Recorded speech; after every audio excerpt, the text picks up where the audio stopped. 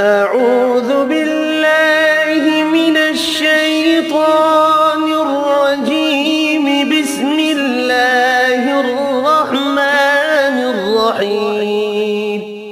آج کا سوال، حضرت رافع ابن خدیج رضی اللہ تعالی عنہ کو تیر اندازی میں مہارت کی بنا پر غزوہ احد میں جانے کی اجازت مل گئی تو کس صحابی رسول علیہ السلام نے کہا تھا کہ میں رافع سے زیادہ طاقتور ہوں، میں انہیں پچھاڑ سکتا ہوں؟ چنانچہ آپ صلی اللہ علیہ وسلم نے دونوں کی کشتی کرائی اور واقعتاً اس صحابی نے حضرت رافع رضی اللہ تعالی عنہ کو پچھاڑ دیا اور انہیں بھی اجازت مل گئی۔ آپ بتائیں کہ صحابی رسول علیہ السلام کا نام کیا ہے؟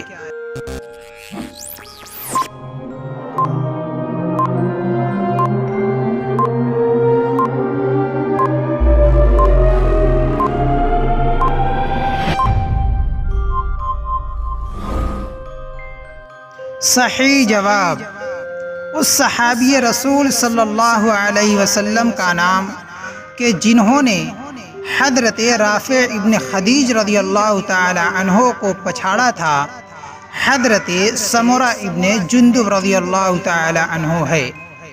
تفصیلی معلومات کے لیے دیکھیں سیرت مصطفیٰ صلی اللہ علیہ وسلم، جلد 2، صفحہ نمبر 192، الرحیق المختوم، صفحہ نمبر 345۔